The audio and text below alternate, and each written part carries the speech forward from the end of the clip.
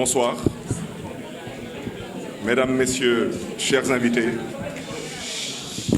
merci d'être venus à ce point de presse. Vous dire que la gouvernance publique de notre pays est, depuis l'arrivée de M. Macky Sall en 2012 à la tête de notre pays, rythmée par une série de scandales sordides, les uns plus retentissants que les autres. Dans le catalogue de ces affaires nébuleuses qui polluent cette gouvernance, le régime de Macky Sall se signale une nouvelle fois par la procédure illégale qui a abouti à l'attribution de la concession d'exploration des blocs de Kayar Offshore et de Saint-Louis Offshore à Petrotim Limited. Dans cette affaire, je pense que dans l'ordre de la responsabilité, qu'il n'y a personne au-dessus du président de la République. En effet, la conduite du président Macky Sall est foncièrement condamnable, non seulement en raison des faits graves qui lui sont imputables, mais aussi pour les déclarations que lui et son gouvernement ont servi en réaction au reportage de la BBC intitulé « Un scandale à 10 milliards de dollars ». Il n'est pas acceptable qu'après s'être réfugié pendant des années derrière un mutisme confondant et après avoir nié, sans convaincre, la matérialité des faits que Macky Sall tente de diluer son forfait dans un discours irresponsable et indigne d'un président de la République. Alors que l'opinion nationale et internationale s'attendait à des aveux, voire des remords, ou à des mesures judiciaires, fussent-ils tardifs, il nous sert une rhétorique sur le risque de déstabilisation de notre pays par des forces obscures qu'il n'éprouve aucune honte à brandir comme épouvantail.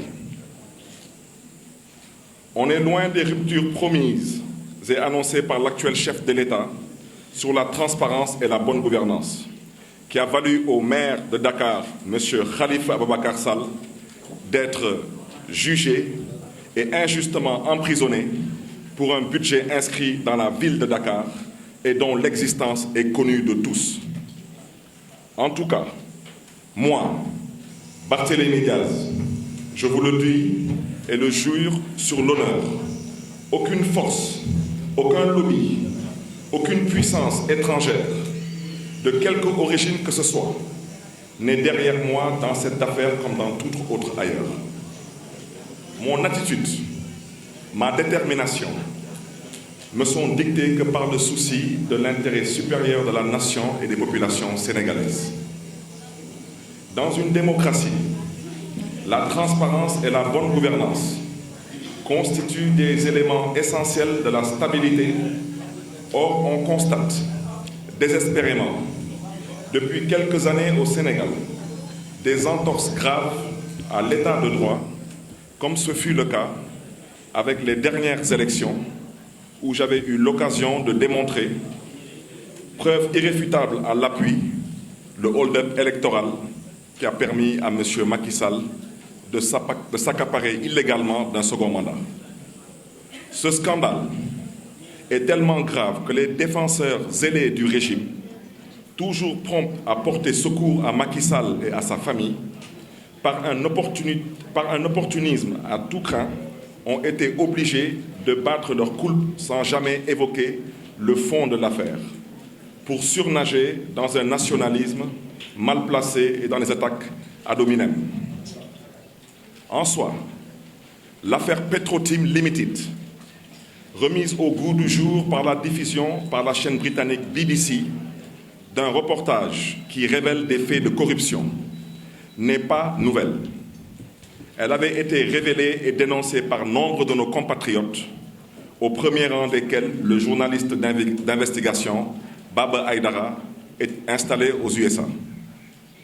Les graves accusations de BBC méritent des suites judiciaires, voire des poursuites pénales contre tous les auteurs des faits délictueux.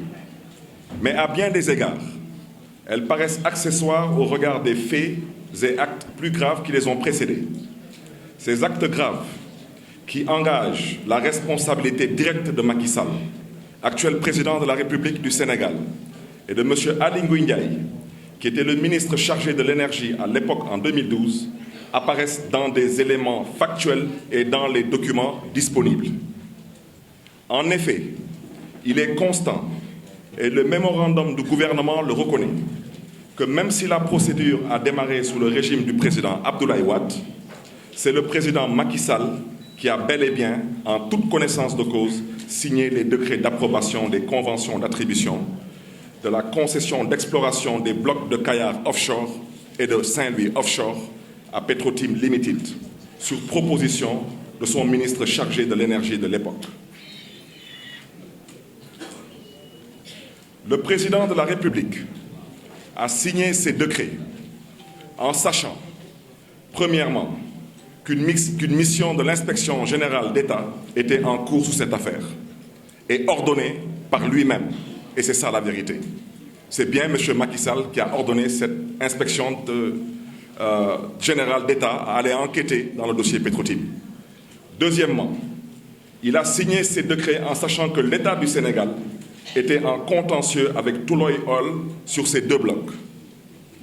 Le président Macky Sall a signé ces décrets aussi en sachant, troisièmement, que son frère cadet, M. Aliou Sall, était le principal courtier que Petrotim Limited avait engagé pour négocier en son nom dans cette affaire. Avant même la transmission du rapport de mission de l'inspection générale d'État, qui, cela n'est plus contestable, puisque le rapport se trouve dans les réseaux sociaux, le président Macky Sall a signé les décrets portant approbation des conventions de recherche et de partage de production d'hydrocarbures entre Petrosen et Petrotim Limited, des blocs de Kayar offshore et de Saint-Louis offshore. Plus grave encore, le président de la République, M. Macky Sall, a signé ce décret en violation des dispositions du Code pétrolier sur la base de rapports de présentation de ces décrets établis par le ministre chargé de l'énergie de l'époque, comportant de fausses énonciations sur les capacités financières et techniques de Petrotim Limited. Et à ce stade, vous me permettrez de vous inviter, vous de la presse, à décortiquer l'article 8, je répète l'article 8 du Code pétrolier, qui interdit au Sénégal, à l'État du Sénégal, de discuter en matière d'hydrocarbures avec des juniors. L'État du Sénégal ne peut discuter qu'avec des majors. Et ces majors sont au nombre de 7. Et l'État du Sénégal les connaît. Je rappelle que Petrotim Limited ne fait pas partie de ces majors. Malgré ces irrégularités manifestes et l'illégalité flagrante de l'attribution de la concession d'exploration des blocs de Kayar offshore et de Saint-Louis offshore à Petrotim Limited, constatée par l'inspection générale d'État, qui a recommandé l'annulation des conventions, le président de la République, M. Macky Sall, qui pouvait plaider s'être trompé de bonne foi ou avoir été abusé en signant ces décrets, a refusé, une fois de plus, il a bel et bien refusé de revenir sur sa décision, et pourtant il en avait le pouvoir, de rapporter les dits décrets d'approbation et de faire annuler les conventions de recherche et de partage de production d'hydrocarbures entre Petrosen et Petrotim Limited, des blocs de Kayar offshore et de Saint-Louis offshore, comme l'avaient recommandé les conclusions du rapport de l'inspection générale d'État qui lui était personnellement destiné à lui, chef de l'État. Il faut noter au passage, à propos de ce scandale, qu'en 1998, sous le régime du président Abdou Diouf, M. Macky Sall, en sa qualité de chef de service des bases de données de la Petrosen, ne pouvait ignorer que le gouvernement du Sénégal avait sollicité une compagnie du nom de Vanco. Je répète bien, Vanco. M. Macky Sall connaît très bien Vanco, V-A-N-C-O, basée à Houston, aux États-Unis d'Amérique, pour une étude de recherche et d'exploration. Déjà en mai 2000, cette compagnie a déposé son rapport dans lequel elle recommandait même au Sénégal de commencer ses installations pour l'exploitation future du gaz et du pétrole qui seront découverts entre Kayar et Saint-Louis. Et je voulais vous rappeler qu'avec l'arrivée du président Abdoulaye Wade au pouvoir en 2000, M. Macky Sall a évolué à différentes stations. Du chef de service de la base des données de Petrosen, donc il avait accès à tous les rapports concernant Petrosen, il a évolué comme directeur général de Petrosen. Donc il savait très bien ce qui se passait. Il a ensuite évolué comme ministre de l'Énergie. Il était encore mieux placé pour savoir ce qui s'est passé. Il est devenu ministre de l'Intérieur. Il avait en charge les services de renseignement. Il est devenu après chef du gouvernement. C'est la raison pour laquelle sa position lui permettait donc incontestablement d'avoir accès à toutes les données issues des missions de recherche d'hydrocarbures. C'est ça la vérité. Par conséquent, on est en droit de relever que devenu président de la République en 2012, il a engagé l'État du Sénégal en toute connaissance de cause du potentiel gazier et pétrolier de notre pays. On le voit donc, en plus d'avoir facilité la spoliation de nos ressources gazières et pétrolières, en violation flagrante des dispositions du Code pétrolier, on peut s'interroger légitimement sur l'existence éventuelle d'un délit d'initié dans cette affaire. Chers compatriotes vivant au Sénégal et de la diaspora, mesdames et messieurs les journalistes, les rares Sénégalais qui espéraient légitimement voir le président Macky Sall faire son mea culpa ont dû déchanter. Au lieu de cela, M. Macky Sall et son régime, patrimonialo-affairiste, se laissent aller à la tentation de la manipulation de l'opinion et de la menace. En effet, comme tous les régimes délinquants, parce que c'est de ça qu'il s'agit, nous avons en face de nous un régime délinquant, celui de M. Macky Sall veut noyer le poisson sur la nébuleuse qui entoure l'attribution de ces deux blocs à Petro-Tim Limited. Il tente d'instrumentaliser la machine judiciaire contre les dignes fils de notre pays qui ont publié le rapport d'inspection générale d'État, au lieu de poursuivre les véritables responsables de ce scandale, c'est-à-dire ces délinquants en col blanc qui se trouvent au sommet de l'État. Et vous l'avez tous constaté hier, le procureur de la République a dit qu'il ne va pas poursuivre les voleurs, il va poursuivre ceux qui ont crié aux voleurs. Alors ça, c'est le Sénégal dans lequel on se trouve maintenant. Donc il faut que vous compreniez maintenant que la prison, ce n'est plus pour les voleurs, c'est pour ceux qui vont crier aux voleurs. Donc il ne faut plus crier aux voleurs, même quand il y a des voleurs chez vous. Bien entendu, bien entendu, bien entendu. C'est peine perdue, car le peuple sénégalais ne lâchera pas l'affaire. Et n'acceptera jamais, je dis bien jamais, jamais que la justice soit l'instrument d'un terrorisme d'État et détournée à des fins de persécution contre ses propres citoyens. Nous ne céderons donc pas à la tentation de la diversion, aux menaces ou à la dissimulation.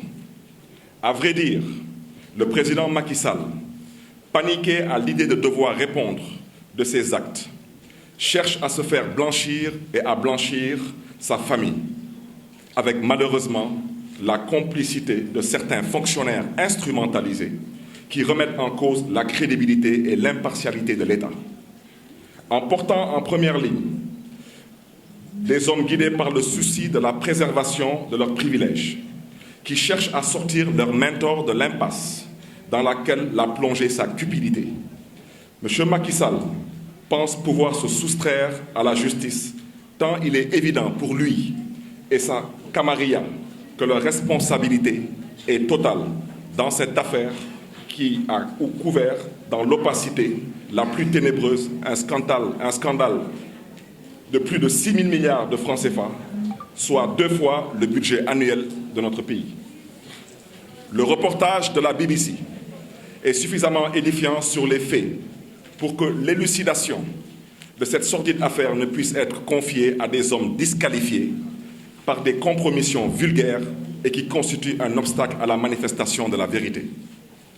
D'autant que dans ce scandale d'État, la responsabilité morale et politique de M. Macky Sall est mise en cause. Si sa responsabilité pénale, et comme je le pense personnellement, est engagée, il faudrait faire évoluer notre législation au-delà de la simple disposition constitutionnelle sur la haute trahison pour clarifier les conditions de la mise en jeu de la responsabilité pénale du chef de l'État dans l'exercice de ses fonctions. Chers compatriotes vivant au Sénégal et de la diaspora, mesdames et messieurs les journalistes, l'ouverture d'une enquête judiciaire par la justice sénégalaise ne doit satisfaire aucun Sénégalais soucieux de défendre les intérêts de la nation et de préserver les ressources naturelles de notre pays. Cette information judiciaire est une diversion et le prétexte pour enterrer définitivement cette affaire qui a révélé des pratiques infamantes dont le plus haut représentant de l'État est le principal responsable. Par son objet, cette enquête judiciaire porte sur des faits et actes condamnables qui ont déjà fait l'objet d'une enquête de l'IGE. Par son étendue, l'enquête judiciaire vise à soustraire de la justice de hautes personnalités de l'État citées dans cette affaire, y compris M. Macky Sall et M. Aly Ngouille Ndiaye, ministre chargé de l'énergie en 2012. En effet, cette enquête judiciaire sera confrontée à des limites objectives, notamment dans le cas où, pour les besoins de son enquête, le juge d'instruction devrait entendre M. le Président de la République et les ministres qui bénéficient du privilège de juridiction. L'enquête judiciaire, ouverte par le procureur, ne doit pas servir d'alibi pour étouffer cette grave affaire. Chers compatriotes vivant au Sénégal et de la diaspora, mesdames et messieurs les journalistes, ce qui est ici en cause, c'est l'image honteuse de notre pays minée par des pratiques réprouvées par la morale et par la loi. Pratiques dans lesquelles la plus haute autorité de l'État est soupçonnée d'être directement et personnellement impliquée. Suivez mon regard. Aliou Sall, CDC, Aliou Sall, Air Sénégal International, Aliou Sall, Aviation, Aliou Sall. On peut continuer encore?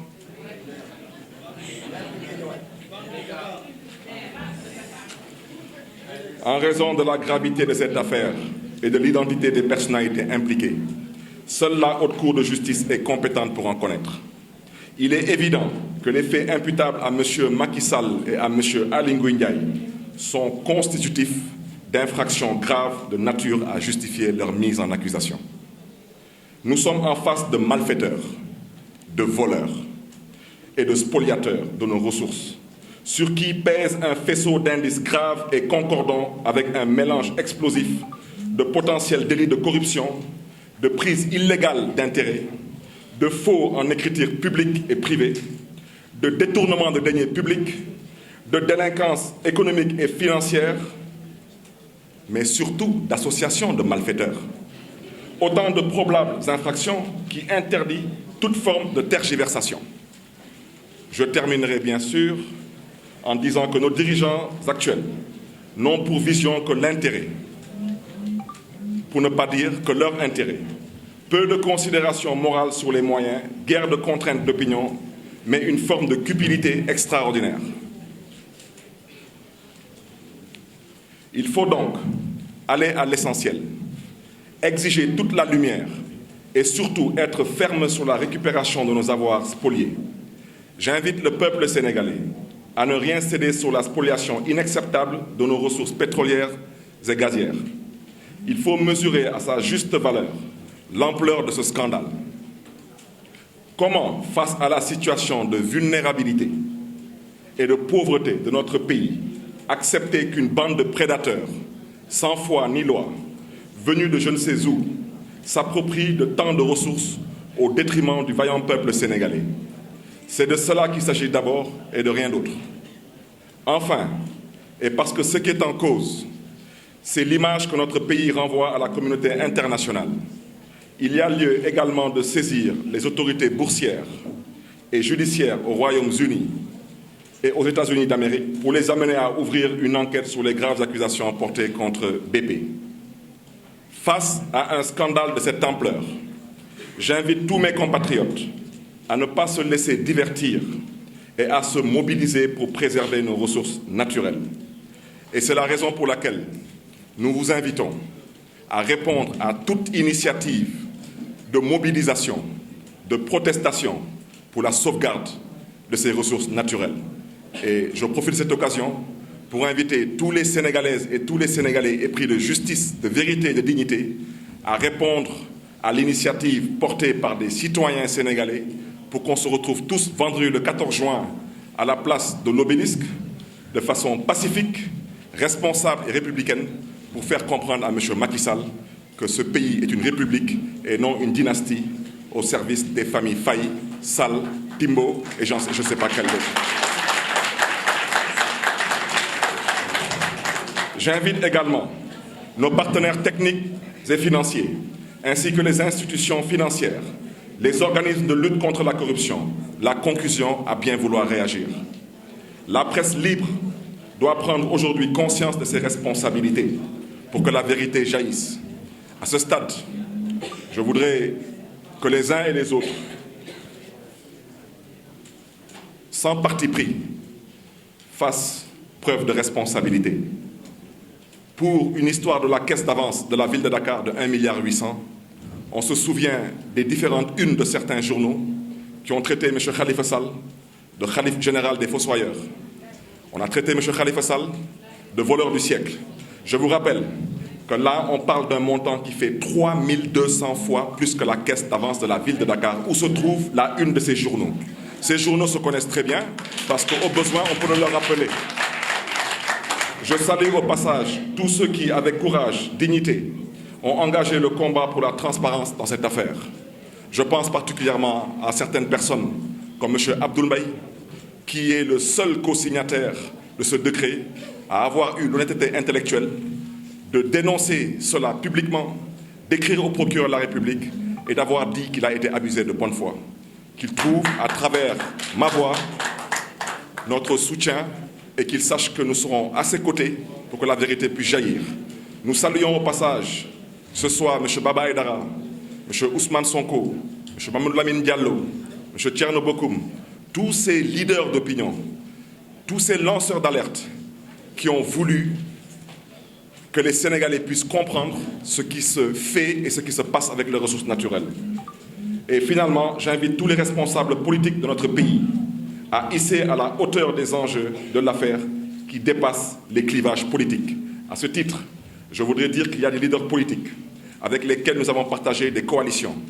Depuis l'éclatement de cette affaire, se sont emmurés dans un silence assez inquiétant.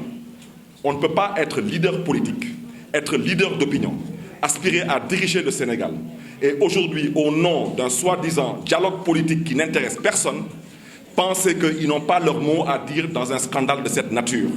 Il faut que les uns et les autres comprennent qu'on parle de l'avenir du Sénégal, on ne parle pas de la constitution d'un gouvernement d'union nationale ou bien on ne parle pas d'un partage de gâteaux. Et avant de vous remercier de votre aimable attention, je voudrais vous dire qu'il semblerait que M. Aliou Sall ait eu à bénéficier d'une motion de soutien de l'Association des maires du Sénégal. Alors, j'aimerais demander à l'Association des maires du Sénégal, ils étaient où quand on m'attaquait, moi, Barthélémy Diaz, dans l'enceinte de la mairie de Mermoz-Sacré-Cœur? J'aimerais demander à l'Association des maires du Sénégal, ils étaient où quand on était en train de liquider M. Khalifa Sall injustement? Je souhaiterais rappeler à l'Association des maires du Sénégal que dans ce scandale, il ne s'agit pas de M. Aliou Sall, maire de Guédiawaye. Il s'agit de M. Aliou Sall, prête-nom d'une certaine autorité qui a le devoir et la responsabilité de rendre des comptes au peuple sénégalais. Et à ce titre, je souhaiterais demander à l'Association des maires du Sénégal de bien vouloir faire preuve de retenue parce que dans cette affaire, elle n'a pas été sonnée. Et je terminerai par dire que j'ai décidé de démissionner de l'Association des maires du Sénégal.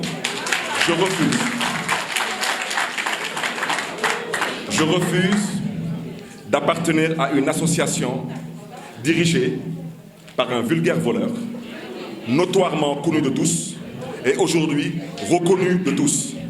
Ce voleur, certes frère d'une haute personnalité, aux yeux des Sénégalais aujourd'hui, reste et demeure un voleur, parce que dans un Sénégal normal, M. Aliou Sall ne dispose d'aucune compétence qui lui permettrait de pouvoir intervenir dans un dossier de cette nature. J'invite à ce titre tous les maires épris de dignité et de bonne gouvernance, particulièrement les maires proches de Khalifa Sall. En premier lieu, j'invite Madame le maire Soham Wardini à bien vouloir démissionner de l'association des maires du Sénégal. Je pense que j'ai été un peu long. C'est ce que je voulais dire en guise d'introduction. Je pense que toute la presse ici présente, vous aurez une copie de cette déclaration liminaire mise à votre disposition.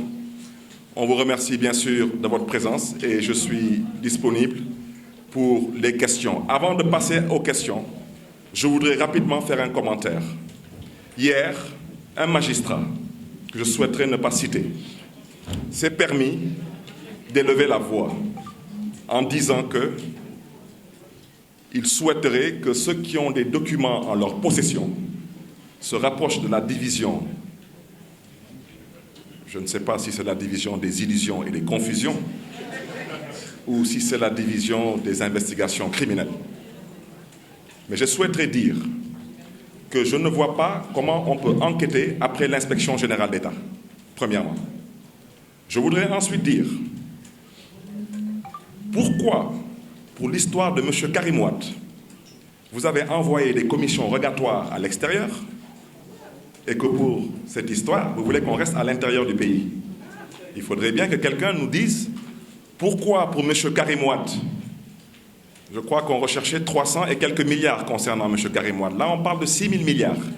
Pourquoi l'État du Sénégal ne déclenche pas des commissions d'enquête rogatoire à l'étranger? C'est la raison pour laquelle je terminerai en disant que nous avons décidé de saisir toutes les juridictions de lutte contre la corruption et la concussion aux États-Unis et en Grande-Bretagne pour que cette affaire soit tirée au clair. Et j'aimerais vous dire que ceux qui pensent qu'en saisissant la justice nationale, ils pourront se soustraire à la justice internationale. Parce que quand à Washington, à New York, à Paris ou à Londres, on voudra ouvrir une enquête, ils vous diront que non, ils ne peuvent pas venir répondre à l'enquête parce qu'il y a une enquête en cours au Sénégal.